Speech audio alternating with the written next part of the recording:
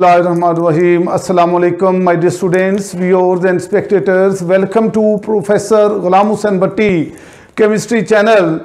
The topic of today's discussion is mass spectrometry. It's extremely important long question according to board paper point of view. Dear students, and now this beam of cation is moved toward the next chamber, that is magnetic field. अब ये देखें यहाँ पर नीचे और ऊपर ये हमारे पास ये और ये जो है मैग्नेटिक फील्ड लगाया हुआ है.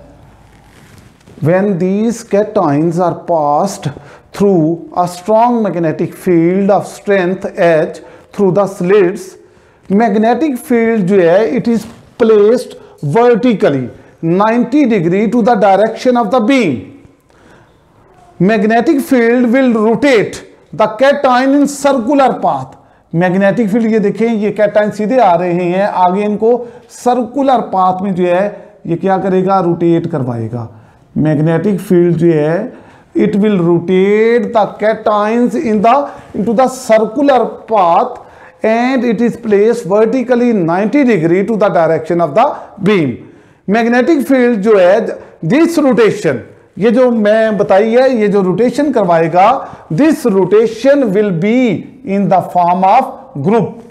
Magnetic field will rotate the cation circular path in the form of groups. Friends, वो आइसोटोप जिनका मैस कम होगा वो अंदर की तरफ रोटेट करेंगे, करीब रोटेट करेंगे. जैसे नियॉन के 3 आइसोटोप हैं, 20 वाला अंदर की तरफ रोटेट करेगा, इनर साइड की तरफ, जबकि जिसका मैस ज़्यादा है 22 वाले का मैस हाई है, इट विल मूव अवे, ये दूर मूव करेगा. This chamber is also called, अब ये जो हमारे पास ये जो चैम्बर है मैग्नेटिक फील्ड, इसको हम मैस एनालाइजर भी बोलते हैं. It is also called mass analyser. My dear students, it is noted that heavy ion will travel slowly in a circular path as compared to lighter ion. Now, how there is a concept how isotopes are separated. Suppose करें कि एक जो है magnetic field wind है, एक magnetic field जो है ये हमने जो है ये सपोज करें कि एक मैग्नेटिक फील्ड विंड है. इसके अंदर जो है हमने क्या करना है, इसके अंदर जो है और हमने इसकी डायरेक्शन में, ये जो विंड है इसकी डायरेक्शन में लाइटर और हैवी बॉल जो है, लाइटर बॉल आप कह लें टेनिस बॉल और हैवियर बॉल जो है वो स्नूकर बॉल आप कह लें, ये थ्रो करनी है. डियर स्टूडेंट्स, अब ये जो बॉल हमने थ्रो कर दी, tennis ball and snooker balls, अब इनके ऊपर जब ये विंड पड़ेगी, विंड की डायरेक्शन जो है, अब ये जो अब एक बॉल हैवी बॉल है, दूसरी जो है वो लाइटर बॉल है. अब जिस बॉल का मैस कम होगा, यानी ये जो टेनिस बॉल है वो विंड की वजह से उसकी रोटेशन ज़्यादा होगी, और जिस बॉल का मैस ज़्यादा होगा, हैवी मैस होगा, वो कम रोटेट करेगी. ये देखें ये आयंस हैं, कैटाइंस हैं, ये मैग्नेटिक फील्ड है. मैग्नेटिक फील्ड विंड से जब गुजरेंगे तो ये देखें हाई मैस जो है वाला जो आइसोटोप है इसकी रोटेशन कम हुई है, और जबकि ये जो वो आइसोटोप जिसका मैस कम है उसकी रोटेशन क्या हुई है, ये देखें ज़्यादा रोटेशन हुई है, और इसकी रोटेशन क्या हुई है, मोर, ज़्यादा रोटेट किया है. और जबकि जो वो आयन जिसका मैस कम है उसकी रोटेशन क्या है, उसकी रोटेशन कम होगी, ये याद रखें. और इसके बाद ये मैग्नेटिक फील्ड से गुजरने के बाद कहाँ चले जाएंगे, they will reach toward the detector. ये बेसिकली डायग्राम आपको समझाने का मकसद भी यही था कि वो बॉल जिसका मैस ज़्यादा है उसकी रोटेशन कम होगी, और वो बॉल जिसका मैस जो है लाइटर है उसकी रोटेशन ज़्यादा होगी. अब इस एग्जाम्पल की मदद से हम ये कह सकते हैं जिस आइसोटोप का मैस कम होगा उसकी रोटेशन ज़्यादा होगी, और जिस आइसोटोप का मैस ज़्यादा होगा वो लेस रोटेट करेगा. यानी वो आइसोटोप जिसका मैस कम होगा वो डिटेक्टर पर जो है वो जल्दी चला जाएगा रोटेशन से, विंड की डायरेक्शन से, और जिसका मैस ज़्यादा होगा, हैवी मैस है, वो लेट जाएगा, आहिस्ता स्लो जाएगा, वो डिटेक्टर पर जो है लेट पहुंचेगा। अब डिटेक्टर पर हैवी मैस वाले आइसोटोप इकट्ठे जाएंगे, और अब देखें, अब हमारे पास 2 कैटेगरीज बन गई, एक लो मैस और एक हैवी मैस वाले आइसोटोप। अब डिटेक्टर के ऊपर हैवी मैस वाले आइसोटोप इकट्ठे जाएंगे और लो मैस वाले आइसोटोप भी इकट्ठे जाएंगे, और इनके क्या बन जाएंगे, ग्रुप्स बन जाएंगे।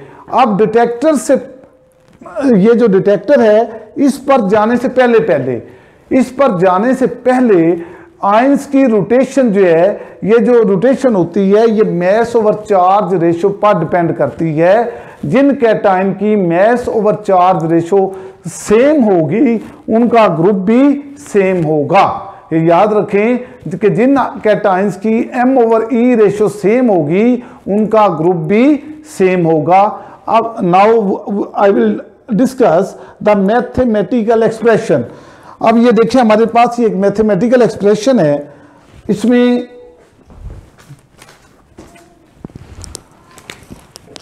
m over e is equal to h square r square over 2e।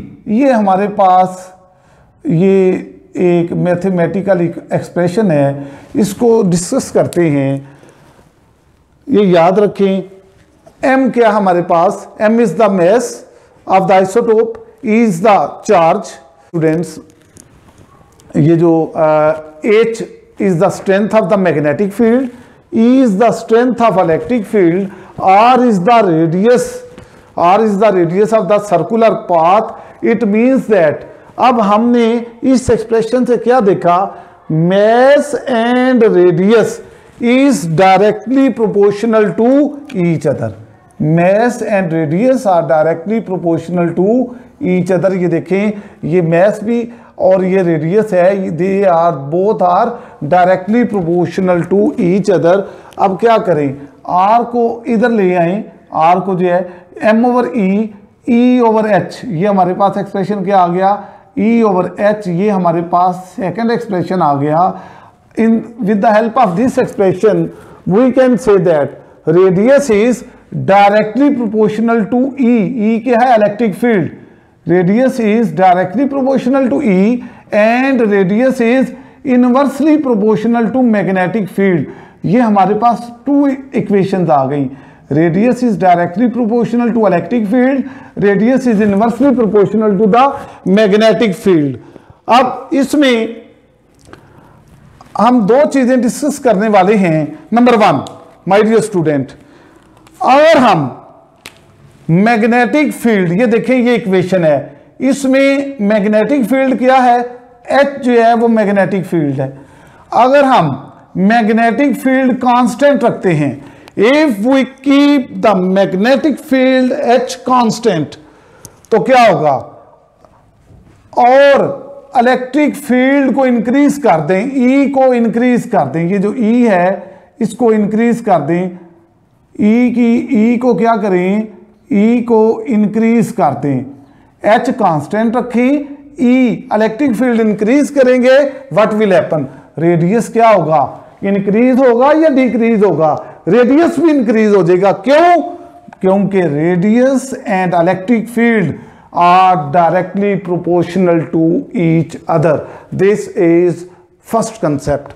Now the second concept, it is if we keep electric field E constant, now this electric field E इसको constant रख दें तो फिर क्या होगा, और magnetic field H को increase कर दें and increase the magnetic field H, तो what will happen, radius increase होगा या decrease हो जाएगा, my dear student, because radius and magnetic field both are inversely proportional to each other, therefore radius जो है वो क्या हो जाएगा, decrease कर जाएगा।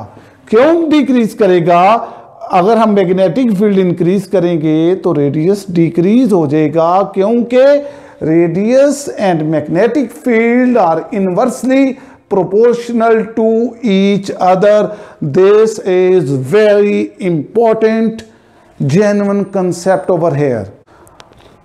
तो फिर डियर स्टूडेंट्स हम कह सकते हैं कि by changing the electric field and magnetic field हम कैटाइन का रेडियस चेंज कर सकते हैं, ताकि कैटाइन आयन कलेक्टर के ऊपर इलेक्ट्रोमीटर के ऊपर चले जाएं, कि हम therefore we can say that by changing the magnetic field and electric field strength we can change the radius of cations so that they will reach the ion collector. अब इससे हमने एक चीज देखी, it means that electric field and magnetic field will affect the radius of cations. Dear students, so cations will change its position for falling on the electrometer. ये जो हमने आगे इलेक्ट्रोमीटर है, इसके ऊपर जो है डिटेक्टर के बाद जो है इसको इलेक्ट्रोमीटर के ऊपर जो है फॉल करवाना है. Electrometer is also called ion collector. So cation will change its position for falling on the electrometer by changing the electric field and magnetic field. Ion of particular m over e value can be made fall on the required plate that is in front of the slit to be recorded. अब इसको हमने जो है recorder के अंदर जो है वो लेके जाना है. रेडियस क्यों चेंज करते हैं? It is important concept. हम रेडियस क्यों चेंज करते हैं? ताकि हम कैट आयंस को आयन कलेक्टर के ऊपर जो है, ये जो अगला हमारे पास चैम्बर है इलेक्ट्रोमीटर, इसके ऊपर थ्रो करवा सकें ताकि ये अगले चैम्बर में चला जाए. This is the basic concept over here कि हमने इनका रेडियस कम किया या ज़्यादा किया, कैटायन का क्यों किया? ताकि हम इनको इलेक्ट्रोमीटर के ऊपर थ्रो करवा सकें. Dear students, now the beam of ions which are produced in the magnetic field, they will fall into the ion collector. This is called ion collector or electrometer, or we may name it as detector. The beam of ions, that is cations, they will fall on the electrometer. It contain negative charge. Now, dear students, it perform two functions. Number one, it collect positive ions, that is ions जो produce हो रहे हैं, they are cations. It collect positive ions and it produce minor current. यहाँ current भी produce होगा. My dear student, वो isotope जिसकी relative abundance ज़्यादा होगी, उसकी करंट भी ज़्यादा, करंट इंटेंसिटी ज़्यादा होगी. और जो आइसोटोप जो है और उसकी पीक भी लार्ज होगी. If N isotope has greater relative abundance, it will produce high intensity of current and its peak will also be large. And अगर कोई आइसोटोप जो है, कोई आइसोटोप लेस अबंडेंट होगा, अगर कोई आइसोटोप जो है वो लेस अबंडेंट होगा, तो उस वक्त क्या होगा? उसकी जो करंट इंटेंसिटी होगी वो भी लेस होगी और हाइट ऑफ पीक भी स्मॉल होगी. If isotope less relative abundance, तो उसकी करंट इंटेंसिटी जो है वो क्या होगी? लेस होगी and height of peak will also small. Dear students, relative abundance is directly proportional to the strength of electricity.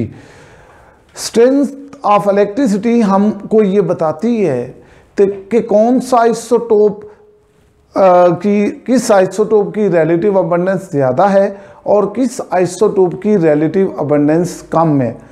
Strength of electricity को मेजर कर लिया जाता है, जिसकी मदद से हम आयंस की रिलेटिव अबंडेंस को कैलकुलेट कर लेते हैं. This is the concept about electrometer और डिटेक्टर और आयन कलेक्टर, ये जो हमारे पास ये फिगर है। Now point number 6 is comparison with carbon 12। My dear students, you must remember that we cannot determine the exact mass of any isotope. If so, we will compare it with carbon 12. The same experiment, ये वाला जो same experiment will be performed with carbon 12 isotope, and the current strength of carbon 12 isotope will also be measured. The same experiment is performed with carbon 12 isotope, and current strength is compared with the element whose analysis we are going to determine. The comparison between the carbon 12 and other isotope of the element gives the exact mass number of the isotope, and here we will determine the exact mass number of the isotope. My dear students, strength of electricity of carbon 12 isotope is greater. You know that carbon has 3 isotopes, carbon 12, carbon 13 and carbon 14.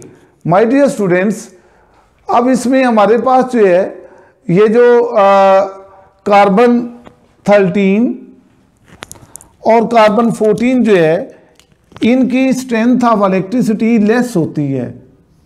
Carbon 12 and carbon 13 की current strength of electricity जो है वो less होती है, और इस तरह हम किसी भी आइसोटोप का एग्जैक्ट मास फाइंड आउट कर सकते हैं।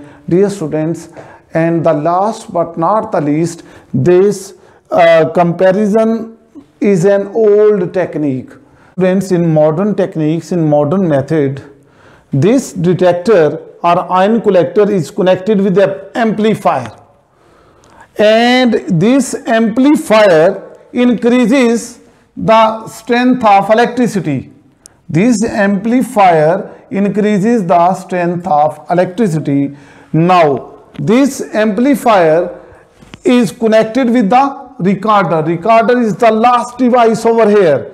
What is the function of recorder? Amplifier is connected with the recorder, and it make a graph. It will draw a graph when detector or ion collector will provide it current. यानी इसका मतलब क्या हुआ कि अब हम क्या करेंगे, recorder will make a graph showing the relative abundance of the isotopes plotted against the mass number. Recorder or computer draw the graph. कब ग्राफ बनाएगा रिकॉर्डर जो है, ये कब ग्राफ बनाएगा, इट इज इंपॉर्टेंट। कब ग्राफ बनाएगा? जब इसको डिटेक्टर या आयन कलेक्टर करंट प्रोवाइड करेगा। अगर आयन कलेक्टर और डिटेक्टर रिकॉर्डर को करंट प्रोवाइड नहीं करेगा तो ग्राफ नहीं बनेगा।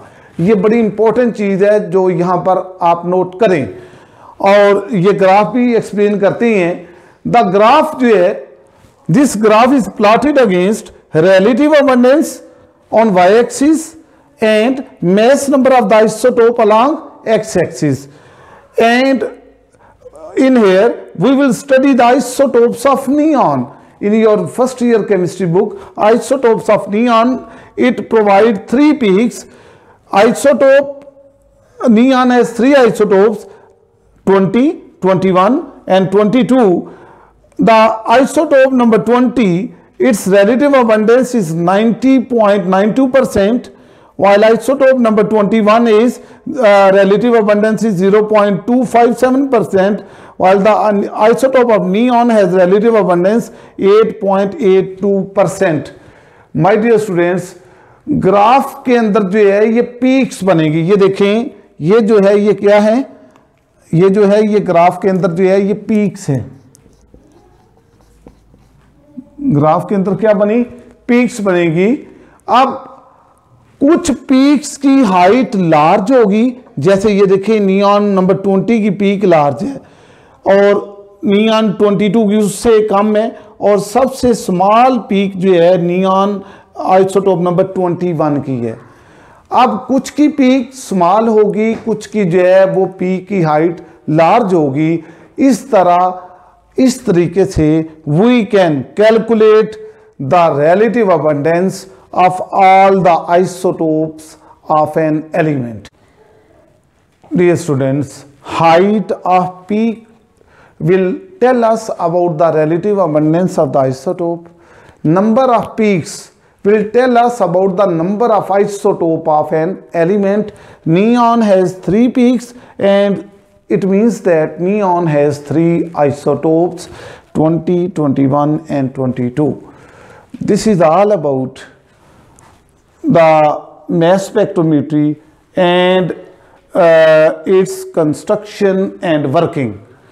Dear students, other techniques used for the separation of isotopes, there are some other separation techniques which depend upon the properties of the isotopes.